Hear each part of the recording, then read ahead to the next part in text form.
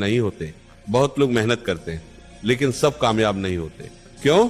क्योंकि मेहनत करना जरूरी है लेकिन सही तरीके से मेहनत करना उससे भी ज्यादा जरूरी है।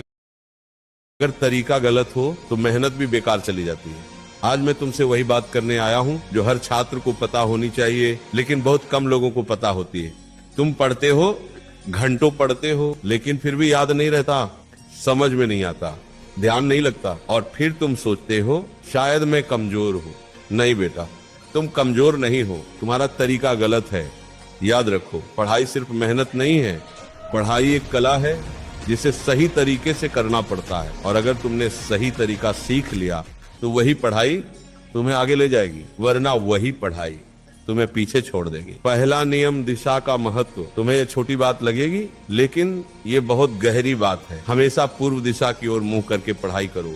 क्यों? क्योंकि दिशा सिर्फ दिशा नहीं होती, उसका असर तुम्हारे मन और दिमाग पर पड़ता है। जब तुम सही दिशा में बैठते हो तो तुम्हारा ध्यान स्थिर रहता है और दिमाग ज्यादा शांत और एक्टिव रहता है। ये सिर्फ परंपरा नहीं है, ये अनुभव है जो हजारों साल से चला आ रहा है। दूसरा नियम, लेटकर नहीं बैठकर पढ़ो।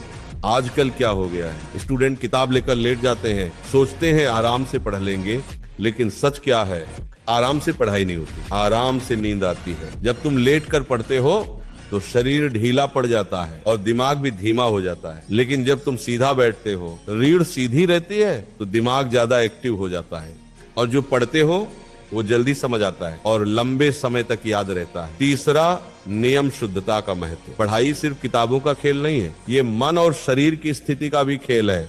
कभी भी झूठे हाथों से किताब या कॉपी मत छुओ। क्यों? क्योंकि जब शरीर शुद्ध होता है तो मन भी स्थिर नहीं रहता और जब मन स्थिर नहीं होगा तो पढ़ाई में ध्यान कैसे लगेगा? छोटी छोटी आदतें बड़ी सफलता बनाती हैं। चौथा नियम, शाम के समय सावधानी।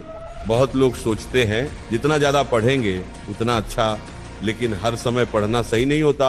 शाम के वक्त पढ़ाई करने से बचो क्योंकि उस समय शरीर थका हुआ होता है, दिमाग दिन भर की चीजों से भरा होता है और ध्यान जल्दी भटकता है। उस समय अगर पढ़ाई करोगे तो ना समझ आएगा ना याद रहेगा। इसीलिए सही समय चुनो ताकि कम पढ़कर भी ज्यादा सीख सको। पांचवा नियम, शरीर और मन दोनों शांत। कुछ स्टूडेंट्स की आदत होती है पढ़ते समय बार बार सिर हिलाना या पैर हिलाना, उन्हें लगता है कि इससे याद रहेगा, लेकिन सच ये है ये ध्यान को तोड़ता है।